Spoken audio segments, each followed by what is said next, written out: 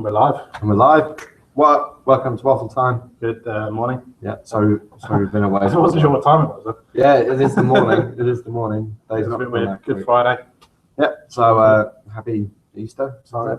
Oh, yeah, we'll be on Sunday. Yeah, Sunday. Sorry we've been away for a little while. We're sort of experimenting with some new ways of doing this, trying to improve the quality because we're very aware that it sucks right now. Unfortunately, it's not quite ready in the new format yet, so we'll have to persevere. Fisher Price, my first Google Hangout. Yeah, my first webcam, my first laptop, my first shitty internet line. Yeah, so we're trying to deal with that. Ironically, that was the cream eggs that we've run out of. We've run out. It's Easter. It's Easter. So genius, we're brilliant. Yeah. We're back and we got some new stuff. Jay, you got a new stuff and I got a new stuff. Well, people have seen my new stuff. Nearly got a new stuff. Needs finishing, but in the making. Yeah. So was it ABC? That's the ABC 180. 180, which is it's quite nice. It's, Quality's pretty good. Although I'm a little bit disappointed. Just is your body easy to come off? Not really. I'll demonstrate because that body's in pieces. When I was painting it, as you do, kind of held it like this to spray, and yeah, my front lip was split on that one. So. Oh really? Yeah. What's that? Just there. Oh man, yeah. But literally, it was just while holding it with my thumb. It's like a little 5mm crack. Yeah. So either your hands are stronger than you think they are, which we both know that's not. Which is not true. Good. So you know you have to be a bit gentle with an ABC body. I don't know. I think it might have been a fluke. It might. Have been. I like ABC bodies to be honest, but this one has my Tamiya bugbear, which is the mold lines. But obviously you get the mold lines when you get a detailed mold because the rest of it, like the Type X kit on it, is the bomb. Yeah, quite interestingly actually. I was clearing away the box for this last night and tidying up at home, and I noticed in the box there's a little slip that says, I can't remember the exact wording, but essentially, we try our best around the door, but there will be some rippling. Basically, which I was like, they're perfect. They're bang on. The doors are fine. Essentially, they're apologising for it not being perfect around the door. Is it that, or did you do that? Do a little. No, that might be it. I didn't do that. They just look like you were twinning and your junk got dented. But yeah, I thought that's quite weird. Anyway, but you know, ABC body, pretty impressed. First time I've ever used PS spray on plastic. Did you scotch it? I put a lot of scotching into it to get it to stay. Oh, okay. And the first. If anyone who doesn't know what scotching is, it's you know, like the green scaring pads you use to clean the kitchen. You can use one of those to dull the surface. I'm not talking like rub it in and sand the hell out of it. If you basically glaze over, you want to take the shine off effectively. Yeah, you take the shine off, like sand in multiple directions, and that'll make it so you know your paint's got a better chance of sticking to your plastic part. You know, makes it more tactile. It's really not the best way. It's called keying. It is. It's keying to the surface. It's not something I would ever recommend anyone to do using PS spray on plastics. But I couldn't bear to have a white spoiler. I didn't want to just have a black. You know, it needed the purple. To be fair, it's a pretty good finish. It just needs like a gloss lacquer or something. The thing that I put a lot of effort into that, so I did a lot of cleaning on it because obviously when you injection mold something, there's a release agent often, or at least a grease that's in the mold to help it come out. Yeah. So you need to make sure that's all cleaned off. I also keep the hell out of it with a Brillo pad. A Brillo pad. Well, green pads, whatever you call them. Scarab pad. Yeah. And Brillo pads, the wire wool stuff, that would have annihilated it. I probably would have used that, to be honest. Oh man, because it basically it needs a lot of work on it, but also that's a lot of coats of paint. How many are we talking? 55, 60. What? Like a lot of coats of paint. You've got too much time on your hands. It was the case. It took me like a week to do it, man. What, just to paint the wing? Yeah. Every time I had like 2 minutes free, I was like, I'll go and put a couple of coats on. But like the thing that I was very aware of in a couple of the earlier coats, I put them on quite soon after each other, and they've got to be dry before they go on. They can't be tacked. You know, I'm got to be full on. A big fan of the. I'm doing this. A big fan of the hair dryer. Will not work on that at all. Oh really? It'll cause the paint to shrink. Just bubble it off. So you need to let it dry naturally. I got overexcited doing this body. The biggest thing that sucks with that is there's a little scuff in the middle of the spoiler, and you can't do anything about it. All of that was because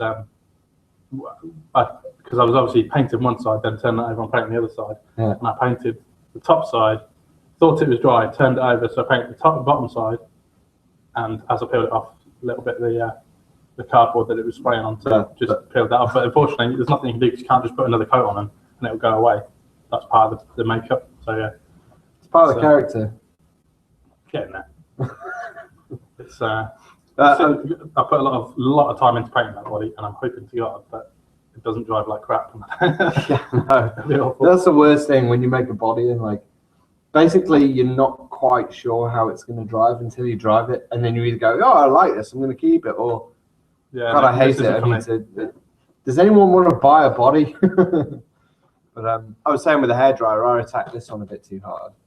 And it probably doesn't come out on the screen, but it's like a candy brown, candy chocolate, candy poo. One of those. I'm going to call it candy poo because it sounds cute. Candy poo. I'm not sure candy poo sounds cute at all. It does to me. But basically, I blasted it with a hairdryer in one spot too hard. And I made the paint bubble, so it's kind of a little bit weird in places. I don't use hairdryers at all anymore. Well, I found that if you use hairdryers, that was an experiment for the paint, to be honest. Your paint is never as good if you use a hairdryer, from what I can work out. I suppose you're rushing it. It's got to take its time. I was rushing it. I was outside in the wind. I've got my little secret cubby hole in at home that I paint in now, which is great until I realised that it's really bad for your health. There's no ventilation at all. So in that little magic room. Yeah. You paint in there. Yeah. Oh, that's brave. So yeah, I need to start. Jay's got the weirdest little magic cubbyhole room I've ever seen. Yeah. Well, it's like little. It's well, that's the thing. It's massive when you're in there, but literally, it's like the entrance to it's too small for even me. It's like if you're in an Oompa Loompa, you'd have to duck down. Well, if I put it this way, on my hands and knees crawling, I have to bend down a bit to get through the door. So you have to basically snake in there. Pretty much. But when you're in there, it's like it's the size of your lounge. It's pretty big. It also hurts like hell if you stand up too quickly when you come out because there's a massive steel girder. Yeah, it's random, completely random. But anyway, so we did some body stuff. Jay's is an ABC, mine's an Overdose. Jay's X100 Mark II, which I've got the Overdose decal set on and some Solar RC stickers and stuff, and all the people we deal stuff for, and also some friends on there. So Freaks, MCR Factory, R31 House, cool people we met in Never Neverland. I said that. Yep, I'm proud of that sticker. We've got Clarky. Dorytech, Super Clarky, if he's out there, who's building my roller cage at the moment. So, well, I suppose we might as well move on to the easy bits. Well, to be fair, I might as well get the chassis back out because we've got to do some more bits on that. But we'll do that in a minute. Right. Recently, I was meant to go to Denmark. And I got last weekend, the weekend before? Weekend before, and I got so ill. Just randomly, some kind of mega get the squitsness. It was awesome. But anyway, what I did was pack a bunch of stuff to go away to Denmark for the weekend. So I figured it was probably useful if we sort of show you the basics of what I was going to take away with me. Obviously, because I'm running a Deval, it's a little unusual in terms of chassis, so it's hard to find. You might come across one or two guys running a Deval, but no shop selling spares. Yeah, exactly. So the main thing with the Deval is, like I've upgraded bits and I've got all of the original plastics and the knuckles, the arm, all that sort of thing with me. So basically, in any instance, if anything goes wrong, are they yours? I don't know. I was just trying to work. Pretty sure they were Deval. No, I thought it was aluminium. No, can't remember. Anyway, I have got an aluminium one there, and ball diff, and different CS gears. So yeah, took all the standard plastics, took all the original carbon shock towers and things like that, because you never know. All the turnbuckles, all that kind of thing. Anything that's kind of a standard item or a standard spare, or a standard spare with a bearing in it, you want to take it. You want to take as many gears as you've got available. So I've got spool, ball diff, various CS options for the front, like I put on Facebook recently about using spice gears in the front of the Deval, to create underdrive. So that was super useful. So as many obviously spares as you can get in. The next thing is basically spur gears right there, and pinion gears. The most important factor. That is basically going to turn a car that's quite awful on a surface to a car that's very good on a surface. It's having the correct gearing. Your car can be set up beautifully, but if the gearing's wrong, it's not going to be any use to you. Exactly. You're not going to be able to hit the power when you need to hit the power. You're not going to be. You're going to be trying to do it all on EPAs and throttle curves, and that's just. But also, you're going to be compensating covering everywhere. the problem. Yeah, exactly. So you're compensating. So, getting your FDR right straight away wherever you are is the most important thing. Again, Miss Naga's 10-step guide. It's the first thing to do. One thing I will mention is this, because we always ask what FDR should I run, and it varies massively on the CS ratio that you're running, the circuit you're running on, the surface, the chassis itself. There's a whole bunch of stuff that affects it. So you need to kind of experiment. But generally speaking, for your average indoor carpet track, you're looking at about 7. Yeah. But it will depend, and you may want to tweak it very slightly to, the difference between going from. Assuming you're running a 10.5, of course, like which most people are. But if you end up, you may end up going from 7 to 6.8 or 7.3 or something just to get it to feel better. Yeah. And it's only a couple of teeth different on 1 or 2 gears, but it makes all the difference to what I tend to do is kind of get it right mathematically, and once I've done that, do it by feel. So don't just solely rely on numbers. You have to rely on when you pull the trigger, what happens. Yeah. So if I get a new chassis that I've never driven before, never owned before, I'll do a calculation to see roughly what will get me around 7, because I know that will be close enough. Right. Yeah. And then it'll be okay. Well, I'll try a bigger spare, or I'll try a bigger pinion, or whatever is required. And actually, some chassis like the RMX, I run a completely different FDR on the RMX than I do on any other chassis. So much so, I thought I was completely wrong with my calculations and things, because it can't be that low. It's kind of the same with the Deval, actually. I mean, I think it might be that rear motor torque thing that they've got effectively. More than likely, I think. So moving on from there, I've got spare balls and ball ends and links. The spare, like the Deval, has little spider gears in it, so I've got the spider gears and they've got little specialist pins for those, which I've got spares of as well. Split pins, toe arms and shock towers, bearings, a few nuts and bolts. Then I've got all the spares to rebuild dampers. So different pistons, different bladders, different O-rings, all that stuff in there. And then I've got a bunch of springs, like mountains of springs, as many as you can take. So I've got all kinds of stuff in there. We've even got the funky little RC926 little half-size springs, but I don't use those often because they're so hard to set up. And then I have silicone grease for a diff. I have shock lubricant, shock slime. That is very much worth having. I use TRF. I have TRF bearing oil.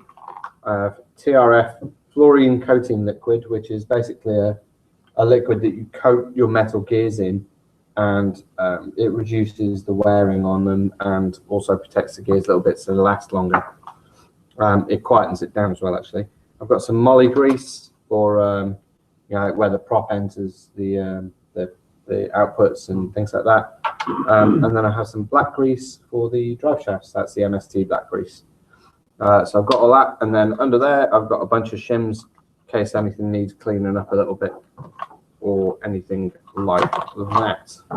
The only other things to add to that, obviously you need your controller, you need like a spare ESC if you can afford one, spare motor if you can afford one, and a spare servo if you can afford I'd say, especially if you're traveling internationally, spare electrics are well worth having, because you don't want to go to a competition, say go to the Worlds in Holland, get there, have something blow, and then have to borrow it from somebody who, in a competition, is going to be very reluctant to lend you something because theirs might go as well. Yeah, it's not the I'd rather you bailed out the competition element. It's the if mine goes, I need that, and I need it available right now, because you only get 5 minutes to fix your car in competition. So you can't have to you don't have time to pull it out of someone else's car and put it back in yours. Yeah. So yeah, it's well worth having those things. It's probably worth mentioning lipos and traveling internationally on planes and things like that as well. Yep. I guess with lipos, you need to check with the airline. Is the first thing I'll say, because it does vary massively from airline to airline. But generally, you can take a couple or maybe more lipo batteries. They will need to be in your hand luggage. They'll need to be on the plane with you in a lipo bag, and they will need to have the terminals taped over. Yeah. So that they can't possibly short. You do need to check with your airline because they're really funny with stuff. I think we mentioned it before, but we've had an issue before when we went to Japan, taking our transmitter through security because it had a trigger on it, and they made us check it in, which cost quite a lot of extra time because you had to then go back downstairs, go and check it in. We had to have a big debate with the airline because they wanted to charge us a fortune. Instead of getting there and having a nice leisurely lunch and getting on the plane, it was like panic stations, last one on the plane. Through security twice. And basically, yeah, nearly a massive bill for having to put something in the to check something else in that we didn't want to check in, but then had to get extra packaging for it and fragile labels and all that sort of stuff. And yeah, eventually they made them, but we weren't that sure. we were half expecting to arrive and have no transmitters. Oh, it was such a nightmare. Which going to Japan isn't the end of the world because there's lots of cool Japanese transmitters available. But I know. I remember we were talking about it going. The new 4PX is out. Yeah, we could try one of them. Yeah, you know, the business needs one of those, doesn't it? Right, moving on from there. The only thing not to forget is obviously your car and ESC program card. We got some more news on these later, but this is Accuvant's Tau 2, and this one is with the Bluetooth module, and it is by far the most convenient thing I've used. Yeah. Because it's got so many good functions on it, and I don't have to touch my car. Just sort of, I mean, there are other zip away, ESCs that have Bluetooth or Wi-Fi available programming, but the range of adjustment on the Tau 2 is incredible. What I will say about the Tau 2 is you can't adjust it when you're driving. Yes, technically you can. You just can't send it when you're driving. Yeah. You can have somebody make the adjustments, then you can stop for 2 seconds and go back. Yeah. And send it and then drive off. So the update takes 2-3 seconds. So if somebody else is programming it, you absolutely could.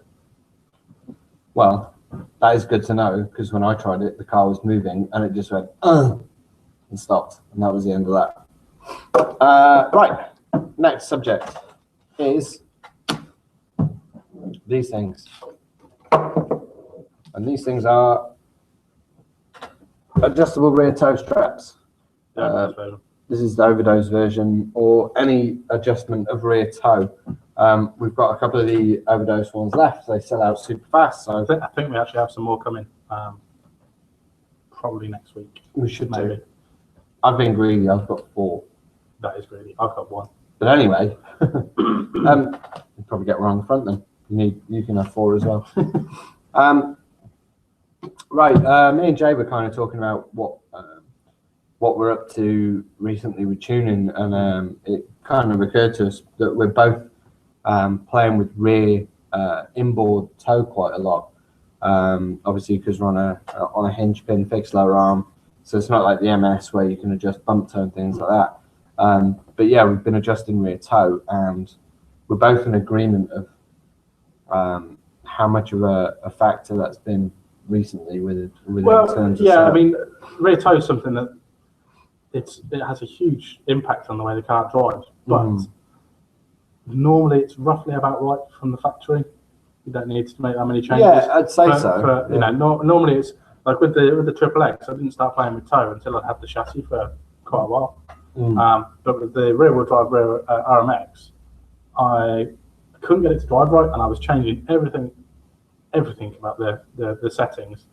For some reason, I was putting off changing the rear toe because it's unlikely to have been that. And actually, I changed the rear toe, and it's just fixed the handling base now. Exactly, and the same with the front as well. If I was going to kind of summarize what happens with rear inboard toe, is if you have your wheels straight what will happen is the car will actually slip sideways easier. But once you're sideways, it will create more forward drive, like it will want to straighten up again. Whereas if you run toe in, it's harder to put it sideways, but when you do put it sideways, it'll stick there and it'll hold its line. Yeah. But obviously, if you go to an excess of that, it'll just, it'll just sort of bite in and not really do anything. It'll be, or it'll want to sit on lock and not straighten up. Exactly. So if you go in kind of too far out of range, it's as bad as being in the wrong part of the range, kind of thing. Rear toe out, I've not really played with as yet. Although it basically makes the car very loose to get into a drift, extremely loose to get into a drift, but will drive itself out of a drift once you kind of into the steering lock. So that's, I mean, for me, that's mega useful. The front, the more you toe out, the more sort of stability you get from the front, but the more directional feeling that you lose. So, you can toe out and it'll make the front planted, but also what it'll do is make the front a little number as well. You'll have a little less feeling. That's what I find with that. I find it a little bit different to that. I find toe out makes it a lot more twitchy, and it wants to change direction. On the steering or inboard? Oh, sorry. Inboard, Yeah. I'm with you. This is inboard on a hinge pin rather than physical toe out on the steering. So yeah, toe straps, get them, super useful, and that is my kind of thing to play with at the minute. While we're talking about it, it's probably worth mentioning that the overdose adjustable toe strap do fit on the HT system. Yeah. MST, so they'll fit an FXX, they'll fit an RMX, and they'll fit a XXX. The only thing you need to do, which isn't done on this currently because I'm experimenting with something, but you'll want to space it up to match the height of the front hinge pin. Yeah. Unless you want to play with your. And oddly enough, when you buy these from Overdose, in the packet they don't have a spacer on there, so a kick-up spacer. Yeah. But when you have the Overdose chassis has kick-up spacers. Yeah, they come with the chassis, not the. So there's a millimeter of kick-up on them. I am running them. I haven't really tried without, to be perfectly honest. Although I'm running without one on somewhere. You got one on the back. I can see it. At the front rear. Yeah. It's the front rear, and I've doubled up on the front to basically add caster, inboard caster to the car. Right, so yeah, mil spacer, and you can fit one of them. That is OD1562 for the vacuolo.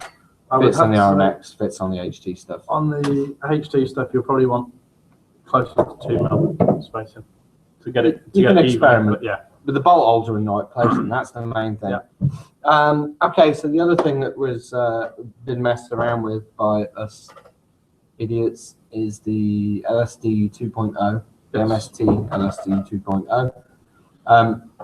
This is the RS version, the remotely adjustable version, and in short, it's the bomb. Amazing. It's the bomb. The LSD 01, which is the first MST gyro, is pretty good, and it's been sort of as good as anything for the last year or whatever, however long it's been out. The 2.0 is awesome. It's available in 2 versions. The RS, as I said before, is the remotely adjustable version, and the S is the non-adjustable or the non-remotely adjustable version. So you have to do it with an adjuster on the actual gyro itself. So basically, with the RS version, you plug it in as you normally would, but you have a separate plug that goes into the 3rd channel, which conveniently on a M12 just comes onto one of the dials right next to the so you've got dial control. So you can actually change your gain massively and very, very, very accurately. You can go to plus 100 or minus 100, and you can do that in, I think by default it's 5% steps on or 5 on the adjustment. Okay. So but I think you can tweak something to make it 1. I'm pretty sure you can. Yeah. But I haven't done that because, to be honest, it's plenty adjustable. And I'm not expert enough yet to need less than 5 a five In a 5-point change. adjustment, Yeah, it is. I don't need to go from fine, isn't it? 34 to 35. You know, going from 30 to 35 is very small. Well, I used it on my Deval as an experiment with rear-wheel drive, and it was so much better than anything else. Super smooth. Yeah. Very accurate, and it's more realistic looking. Yeah. Because the movement from it is more natural and in time with the car. And actually, because it comes through on the third channel, when you started messing with it, you can actually mess with the curve or the arc or the expo setting for the third channel. So you can actually put a lot of detail into the gyro setting itself. Again, that's a very much an expert thing to be playing with. It is, but it's there. You know what I mean? That's something that's definitely not necessarily there with other controllers and other certain. Well, actually, the other thing you'll be able to do is influence it based on other channels. So in theory, there's ways you could change its inputs based on speed. Exactly. And things like that. So I'd have to look into actually how to do that, but I believe that'll be possible using the. Would be pretty immense. Yeah. You could probably make it drive itself, in effect. Pull the trigger and, that's it. Something like that, except for it wouldn't know where to go. So it'd look amazing when it went left instead of right and crashed into the wall. Yeah. But super happy with it, to be perfectly honest. I think we've actually sold out of the RS currently, but we'll have more coming. We have the S in stock. Speaking of stuff that's coming, we've got lots of cool stuff coming. One very new thing, which I don't think has been announced anywhere actually. So we might be announcing something. The Tau 2. We might as well. We've got it arriving next week in black. In black, limited edition. I believe, was it 100? They've made 100, and we managed to get 10 or 15. I can't remember how many we got. Yeah, and that's because we're super jammy, basically. That's because they made a point to email me in the middle of the night saying they're selling out. Yeah. Do you want these or not? They're going to be gone by the morning. Yeah. So yeah, there's 100 of them. I kind of want one myself. I want one, but I've got too many already. I know, it's being greedy. But for anyone that is greedy, or anyone that hasn't got a Tau 2 yet, Tau 2 matte black, limited edition. Damn it, I want one. They're we'll have them hopefully next week, if we don't have any delays, because obviously it's Easter and shipping stuff around Easter is a nightmare because there's 2 bank holidays. Just FedEx. Nobody bothers to work on those days. Right. What else have we got? There's new. We've got those coming out. The other thing that's coming out is the MST knuckles, the infinitely mega adjusting, never going to need another type of knuckle ever again knuckle, with a vast amount of setting options. I think it has. Is it 3 rows of 4? Is it 4 rows of 3 on the top? 4 rows of 3, I think, off the top of my head. And then the same on the bottom. To be honest, I should have looked at it before we went live. And then basically 3 Ackerman points, but adjustable in, like, how many spaces? 6 places? No, more than that, because it's infinite, I think, isn't it? 1, 2, 3. Oh no, yeah, because there's screws. Yeah, so there's 6. Yeah, there's 6 places you can mount. Basically, there's enough adjustment on it that you can get very lost if you want to get very lost. But you'll be able to do anything you need to do I'm lost on any talking chassis. About it. I'm gone. I'm done. That's it. They will be the knuckles put on every chassis to have the correct adjustment that you ever want. You're not going to be limited by anything. Basically, what I'm going to do is stick to knuckles with 2 holes in because I'm a little bit simple, and it confuses me. I'm going to stick to knuckles with a billion holes and then work out. I think they will be the knuckle that will be the game changer for rear-wheel drive. 100%. Because there's just the settings. To be able to sit on lock, you'll be able to tune everything. Yeah. So you'll be able to tune the Ackerman so that it's perfect. Not like no, it's close enough. Yeah. It'll be it's perfect for the entire range of lock. No, that'll be KPI on the knuckle. No, because you'll be able to do it on the trailer now. The Ackerman. That's true. That's what I was thinking about. That to me is. I thought you said caster for some reason. No, I don't think I did. No. But that to me is basically, that will be the game changer. The amount of Ackerman adjustment, the current KPI knuckles from MST, which are obviously fitted on this, are excellent with 4 holes. But you are always, you're always working around the same sort of axis.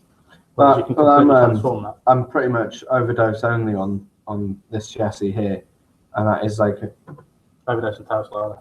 Well, yeah, tail slider And vertex. But yeah, I pretty much see myself putting some of those knuckles on the overdose. I think everyone who's serious will end up with a set of those in their pit box. It just makes sense. It just makes especially sense. soon as if you've got if you're running rear-wheel drive, you just need the MST stub axles. Exactly. So it's kind of for running it rear-wheel drive, it's the perfect solution. Undo a couple of screws, bolt a couple of things in, done. I don't have a release date for them yet, but it won't be that much longer. Not long. It'll be at least a month or two. The other thing MST brought out is new two-coloured wheels. Yes, they have the offset adjustable wheels. Yeah. Where they've also brought out the new slide rack for the FXX. Yeah. Which has just been announced. The IFS suspension system for the FXX, which is coming very soon to us. It's already released, but we haven't had our stock yet. Yeah. The RMX adjustable damper towers and the triple X ones. I want those for the Deval, but the overdose don't do them, and that makes me sad inside. Yes, so I'll be getting a couple of sets of the RMX ones for sure. So yeah, full aluminium one, I think. And there was some other stuff which I've forgotten that's come out fairly recently. We've got a load of overdose merchandise coming next week. Oh, the t-shirts and stuff. We've got some t-shirts, we've got some iPhone cases, some key rings. Did we get a 6 Plus case? No, I don't think they had it. I think it's 6 and 5. Okay. I've got a 5 coming, which is alright. My 5S. Have you got a 5? Got a 5S. I thought you had a 6. No, the 6 came out after I got mine. This is I'm just going to share this because this has never happened to me before. This is the only time I've ever had a phone when it's been current. I've got a 6 Plus and I'm dead happy because the rest of my life I've always had, like, when everyone else has got a 6, I would have a 4 or a 3, and it's just like, yeah, my contract's always been in the wrong place. And when the 6 came out, it was like I'd overlapped my contract, so basically they didn't call me and say, oh, you're due an upgrade. They just let me keep going. And then it was like 3 months later, it was like, hang on, I'm due an upgrade here. And then the iPhone 6 had literally just come out, and I was like, yes, I've got the new phone. I will have an iPhone 6 Plus, damn it, it's the biggest one. Anyway, back to RC stuff. Back to RC stuff. We have these in stock, which are Tamiya's modeller's side cutters. These are the bomb. They are very good. Very, very, very good. They're very well, I don't know if you can see it, try and put it in the light, but they're very well sprung, which is a big factor when you're using something like this, is the amount of spring back that we have.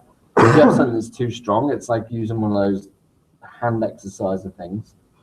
And if it's too weak, you just end up having to put your little finger inside it and push it back open, which is just bloody irritating. Especially if you've got wires in there. Exactly. So this is sprung really well, and it is stupidly sharp. You could pretty much do anything with this. If you want to cut your toenails with it, it'd be perfect for that. If you want to cut your ear off, you could do that with it.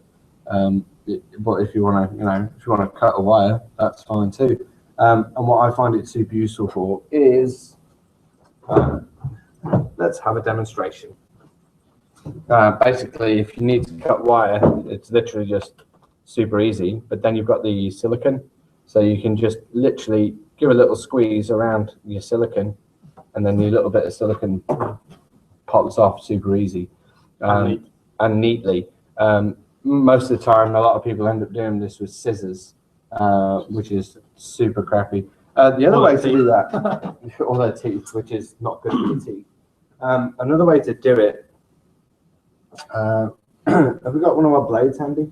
I'm just going to show people this, because if you don't know, then it's there's one down there, but apparently not. Maybe a useful thing. I can probably do it with this. Another Tamiya tool. Another Tamiya tool. This is a Tamiya design knife.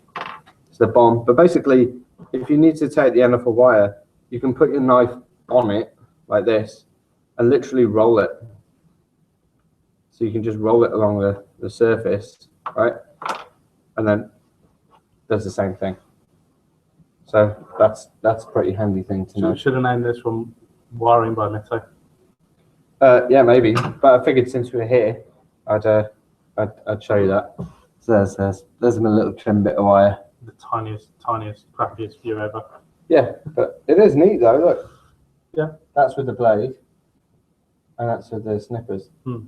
And the blade is actually neater, isn't it? It's a neater cut. But yeah. But it's not as quick, and it's faffy. Yes. So yeah, anyway. the side cutters are ace. They're not particularly expensive. I think this is the last set we've got in stock. I will be keeping them in stock from now on. Yeah. I'd say we'd probably be getting those Tamiya crack knives in as well, because they are. Don't know if they're available in the UK. We're going to try. Yeah, we're going to try. Because they're excellent. Basically, any tools from Tamiya are excellent. For the most part, they do some basic RC toolkits and things, and they are very basic and quite out of date and very expensive for what they are. Yeah. But for the most part, they're excellent. Other tools that are pretty good. Shazam. Right, Aramex tool base. They're lovely tools, Jay. How are you holding them up? The tool base is something we've actually had it in stock for a little while now, but it's proven to be one of the best things I've ever bought for RC. I'm jealous because I bought stupid TRF tools and they don't fit in the bloody thing, so I can't have one. It is completely excellent because obviously the Beehive tools are they're designed for that as well. They're fantastic, but it's a base specifically designed for them. Although, as you can see, my EDS reamer fits in there. It's just a little bit loose. It just looks so wrong. It does. I need to get the proper reamer. But essentially, it's ace. It's something. If I was going to a there you go. That it also fits Tamiya modelers. There you go. Yeah, if I was going to be going to a track, that would be in my pit bag, and I would get my tools out and stand them up in that, because from an organisational point of view, it's super easy. You're working on your car, you take the driver, you put it back when you're done, and you know exactly where it is. They're not rolling around all over the place. They're not taking up loads of space in a big open bag on the pit. You know, it's just nice. And once you fill the thing up, because obviously, like, this is designed to have everything. Tools, all of the series in. But in theory, if you fill the thing up, it's easy to see what tool is missing. Yeah. Which is a bugbear, because people borrow tools and in fact, they don't return. return. One tool. No, there's one tool missing from there. There, get on with it. Anyway, they're amazing, and if you've got Aramex tools, that is what you need. And to be perfectly honest, if you're deciding on some tools, it's probably something I'd let influence. That's a deciding factor, yeah. I would pay the extra and have the Beehive tools rather than the cheap ones. Just a point of interest, I know recently you replaced one of the tips on your Aramex driver. What was the lifespan of the tip on that? The lifespan on that tip would have been a long time if I wasn't misusing it. But that was almost a year you've had those? I've had them over a year now. So I've had them since they came out. I mean, that's perfectly acceptable. But essentially, I broke my 1.5mm tip, and I broke it because teeny tiny I was on the RMX. You won't be able to see this on camera, but this motor plate here attaches to the bulkhead here with some threaded inserts that have holes in them, and the only way you can loosen them is to put something in and twist them. And I put my 1.5mm tip in, and it was quite tight. Cranked on it and snapped the tip off. Snapped the tip off, but it was only it broke at the 1.5mm part, not any further up. And it fired around my living room like a bullet. There's a lot of energy involved. So but essentially, if I was using it properly, that tip, it wasn't slightly dull, it wasn't slightly blunt. That'd still be going. It would go for another 3 years. So that was user error. User error. And you're confessing your sins and live on camera. It wasn't a particularly expensive replacement, and lesson learned. I now use an old anti-roll bar for that job. Yeah, well, there you go. So anyway, excellent thing to have. The other excellent thing to have, which we both have, already seen. I'll show you that slide because there's less pinions on it. It's the Aramex Ultra, I think it's called, pinion holder. It's available in 2 sizes for a complete set that is ridiculous and goes from like 13 up to 48. I have in size. What was it? 15 up to 32 or something. Yeah, something like that. But I don't remember what size that is. You only need one of them essentially. 17 to 32 in MST will fit on that side, which means that basically any 48 Yeah. DP will fit in that. It's just nice. I've been using the MST one for ages, and it's perfectly fine. Works absolutely wicked. This just looks nicer. Yeah, it does. It's cool. It's got carbon bits in it. Carbon bits, and nice aluminium. So it matches my tools. I like it. I just want one where it's only on one side. Really? Yeah, I want to take the pins off one side. Why? I don't know. I just want to stick it to something so it looks all organised. Okay. OCD. Yeah. Other new stuff. We've got the new Thunder Power batteries in the Pro RC range. Yes. Should I get one or? We might as well get one. Might as well get one. Basically, Thunder Power in the UK have discontinued the version that we were selling before. One of these sort of product evolutions, and the new version is now available. It's fractionally more expensive at the moment. They're now $49.99 off the top of my head at the time of filming this. They are essentially the same, slightly better quality, I believe, but the biggest improvement for us is the balance lead is no longer a Thunder Power balance adapter, it is now a JST. So there's no need to have one of the £3 adapter cables that everyone's had to buy so far, which makes it super easy. Right into your. You can also, it's more convenient because obviously if you're plugging it into a RC or another brand, it just goes straight in. But also the Thunder Power, even if you use the other ones, they could take the Thunder Power or the JST. Yeah. So it's super easy. So they're very good. Is all of the new stuff. Everyone's happy with the Thunder Power batteries. No one's ever been unhappy with them. Out of the now hundreds that we've sold, only 2 have ever gone AWOL. One was. I believe they're both used gyro as well, to be perfectly honest. One was mine, which I possibly got dropped and had something rattling in it. Yeah. And the other one was just completely random user error. So actually, no, there was 3 because Carter had one that was not good when he had it, but it was replaced the same day. Yeah, there you go. So that's out of that's out of hundreds. So in terms of like products going out the door and actually knackering up and coming back, that is it's the reason we sell percentage. It's the reason we don't sell other stuff. Exactly. So Thunder Power, it's the only battery I'll use. I did try. Yeah. What did I try? Intellect. Intellect. Yeah, there was a complete lack of intellect in that choice. But the funny thing with that was, we got them. We both got them. You started using them because you're super keen. Soldered the new 5mm connectors on instead of the 4mm. Got them up and running. I drove your car. I was like, yeah, no. Yeah. I'm not. We'll just get rid of mine. So, and by then, I'd already really committed to them, so I got stuck with those stupid things. Anyway, now I'm back on Thunder Power, and that will not be changing. And happy. Right. So questions. I know there's questions from last week. We weren't going to talk about this. Progress of this. Of that chassis? Yes. If you want to. I don't. We may have already covered this, so I may be repeating myself. But essentially, I've actually had some runtime on my. While Mitto was sick, I was obviously running the track, and actually ran for once. I got some runtime, which was quite fun. So my RMX is now pretty much dialed. Still a little bit more to do, but it's very good. I found with the RMX, it's a bit like the Duval when I made that rear-wheel drive, in the sense that as a rear-wheel drive chassis, they're very intuitive and they're very realistic. Like the movement, it's very natural. Looks balanced, and it looks like the rear is creating the drive.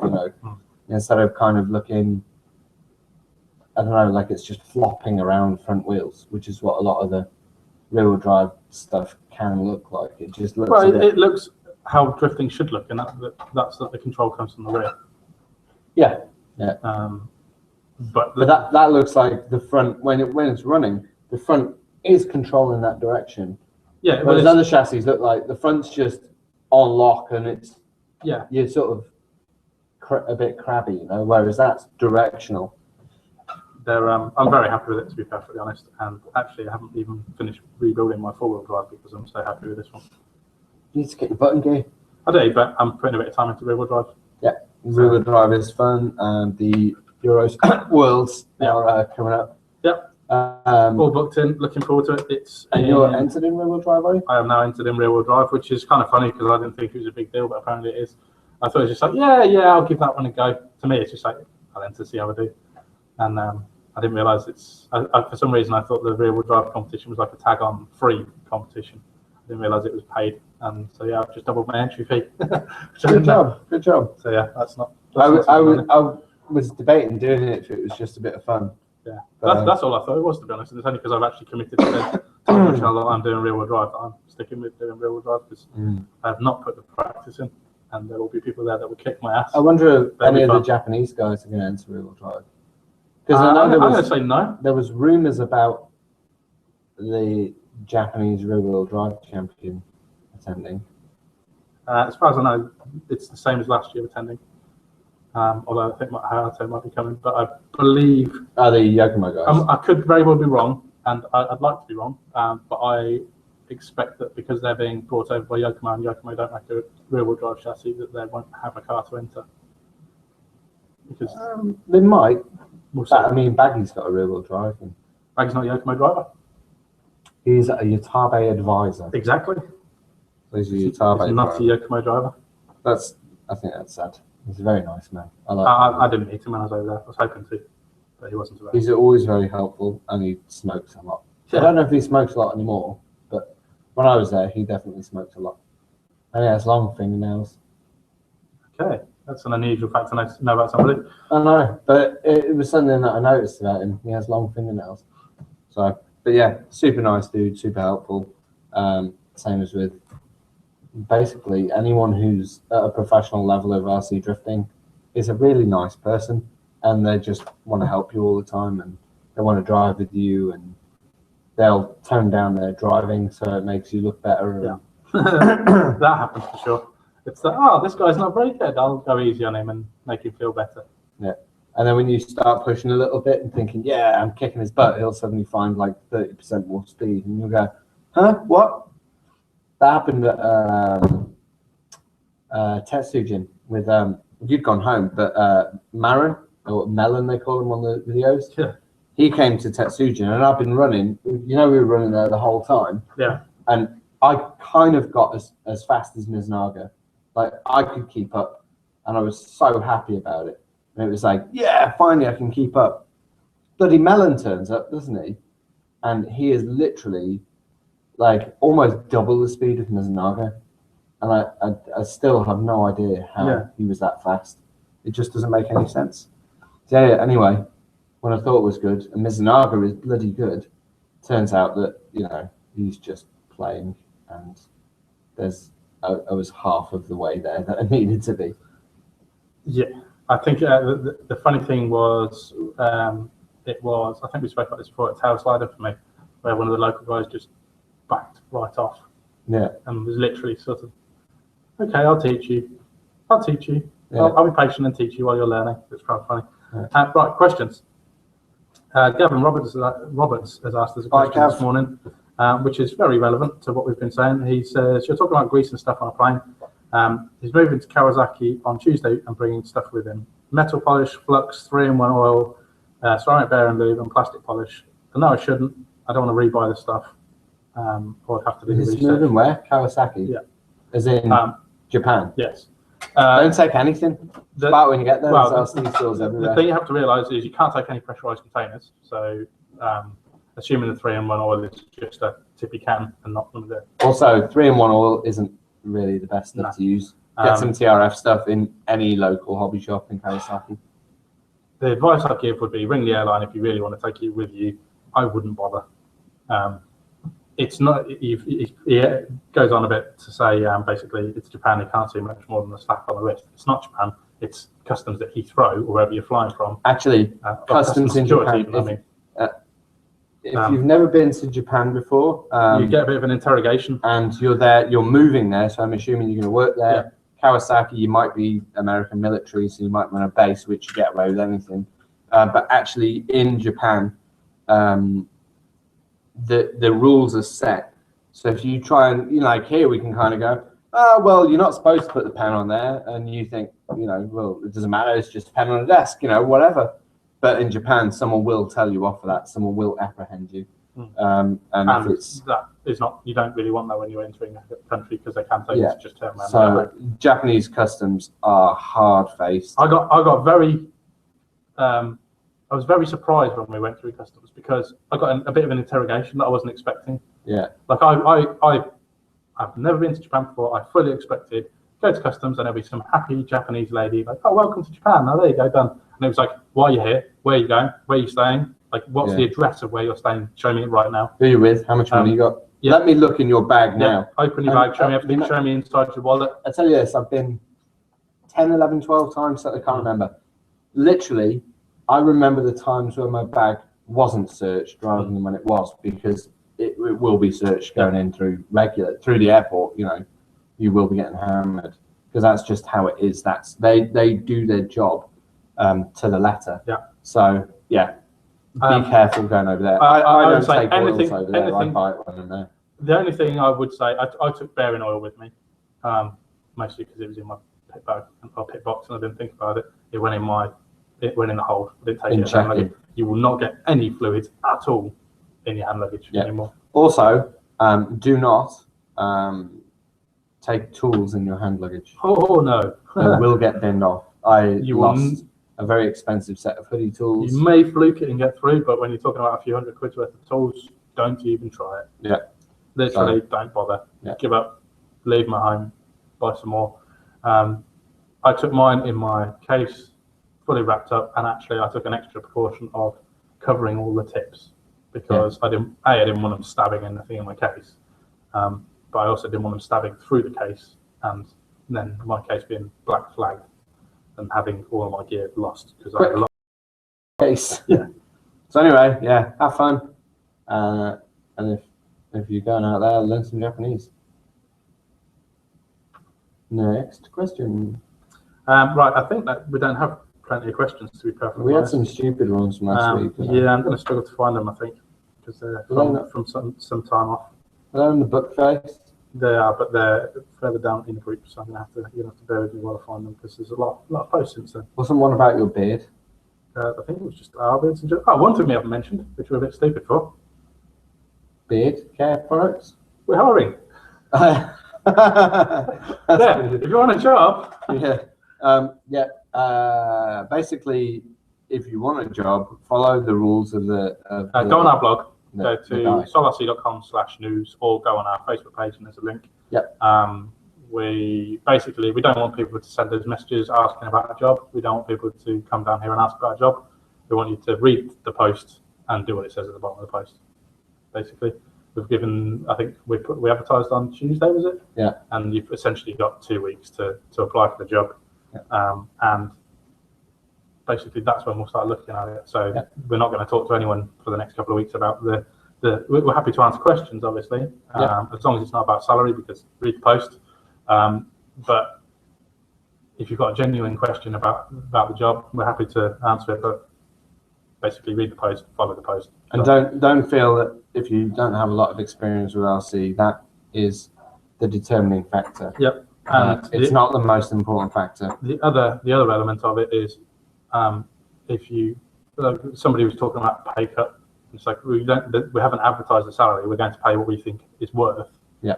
Somebody is worth and how much we think they're going to bring to our business. If somebody is an expert at something and they want a bit more than they're expecting us to want to pay, you should probably apply and tell us how much you want to be paid. If that's why we're asking for salary expectations up front, because if somebody wants £100,000, it's very different to somebody who wants £4,000. If someone wants £100,000, they can write off. I just found knuckles, lovely knuckles. Yeah, you can't see that. It just looks like porn. Literally, this has taken me ages.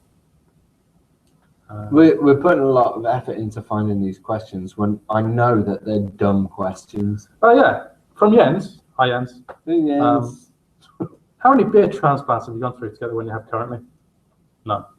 None. It just happened. Well, I have shaved it off quite a few times because I wanted to start. I did a thing when you just kind of you get a bit too fuzzy and you're like, balls to this, and you take it all off and then go, wish I hadn't done that. No. Mine's never because I don't want it. It's because it's like, this one's just growing weird. On a grander scheme, isn't it weird that hair grows out of your face? Oh, really? Kind of evolution, man. Keeps you warm. Hair grows out of your back. It does. Keeps me warm, man. When am I ever cold? That's true. You are a bear. I don't mean in the biblical sense. Carter has asked, What, Carter? now that the track is staying down for longer, can we have more track scenery and trees since it's good for pictures? Yeah, make it and bring it with you. Yeah, we want that. It's just very time consuming and we currently don't have any time as we keep banging on. If anyone around the world would like to make things, then send them here. There's a lot of things we'd love. As long as it's not a tree made out of paper mache and cotton wool buds. Don't know. I'm pretty sure one of our trees is made out of paper mache. Shut up. Now we want stuff. Basically, the only prerequisite is that it's not too big and that it's not going to damage our carpet. Basically. And doesn't suck. And isn't going to fall apart. Yeah. Yeah. I think we were very lucky to have some customers make us some stuff before. Justin. Which was awesome, and we'd very much like more. We want to make some ourselves. It's just very time consuming, and because essentially the track changes all the time, everything has to be adaptable, wibbly wobblyable, and also everything needs to be very robust because it gets hit a lot. Even the stuff that has a barrier next to it still gets hit.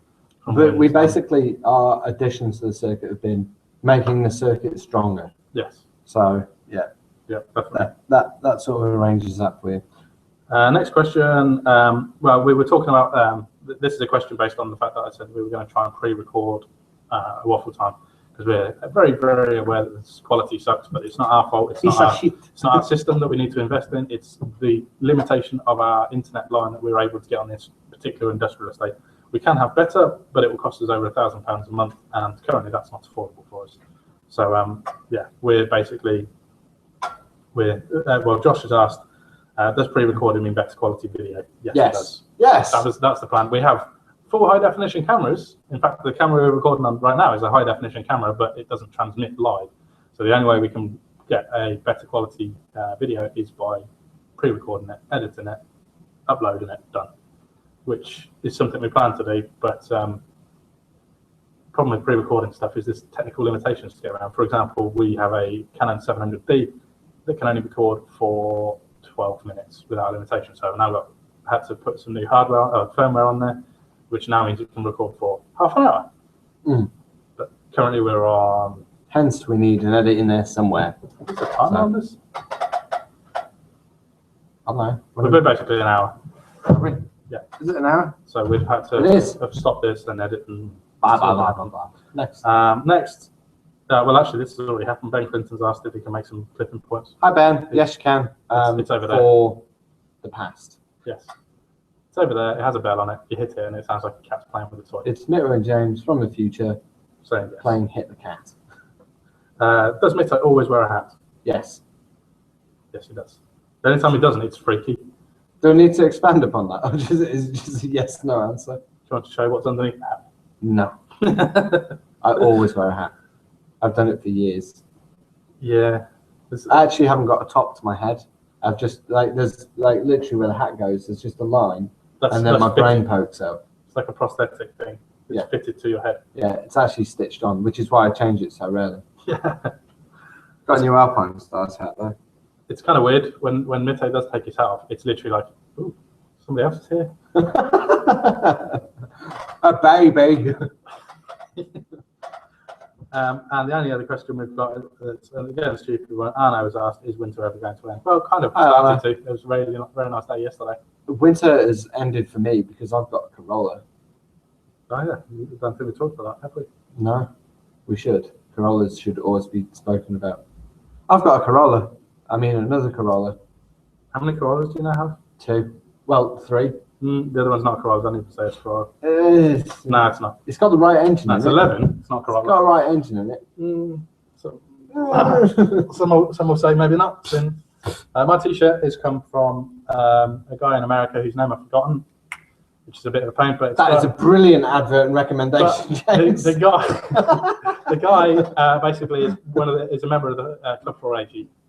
Yeah, and he made some T-shirts and stickers. I want to get one of those. I thought I got some stickers actually, but they haven't arrived. Hardcore Japan hoodie things. Yes, they're cool.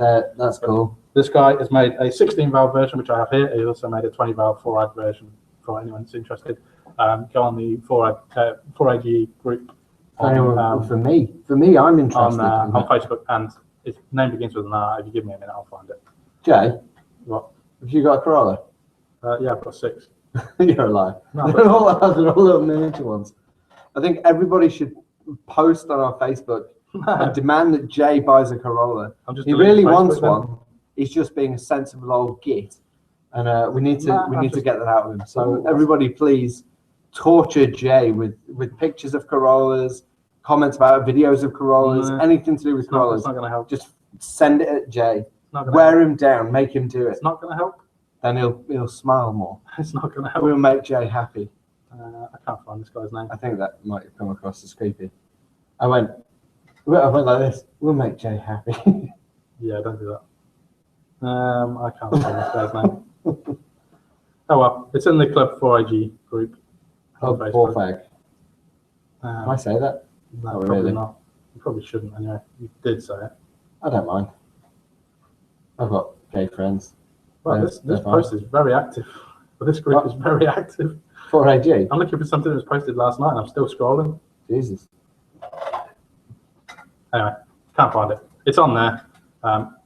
If anybody is absolutely desperate, they can send me a message on Facebook and I'll post the link. Or I'll post the link in the description. Do that. That's about Corollas. Wind them up. That's probably the smarter thing to do.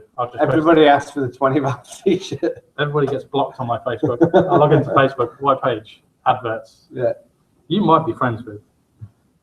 I had that before. Facebook recommended I became friends with loads of people, so I clicked add friend to every single person it recommended because they all seem like cool people. And then Facebook gave me a warning for adding too many friends. That's so retarded. I had to cancel all the requests. I was like, so why request? Why suggest them?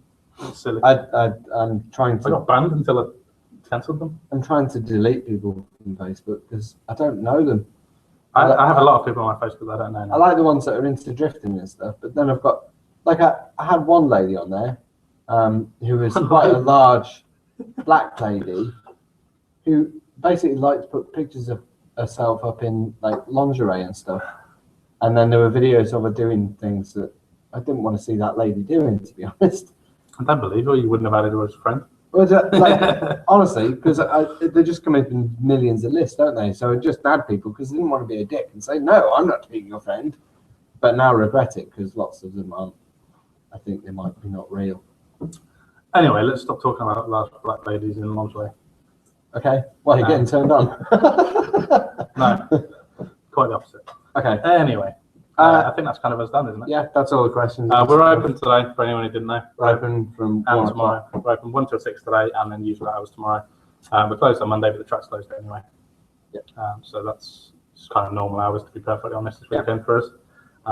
And that's kind of about it. We have, hopefully next week, we should have a delivery from AccuVance and possibly a delivery from Overdose. Yes. We may also possibly have a few other new bits if they can get to us in time. But we'll post up a link. Everybody do this. Yes. Hopefully things won't go missing and get lost again. Yep. It's quite scary when it happens. I hate that. Anyway, we'll be back next week, hopefully. If not, it'll be because we're recording an like episode. And it'll go. Favourite this shit, become a Viking today. Subscribe, do all that stuff. Yeah. It helps us. Like us, like Rob has, like the internet. What's the other crap you watch? Linus? I watch lots of Linus. I watch all the tech stuff to help me make this stuff better.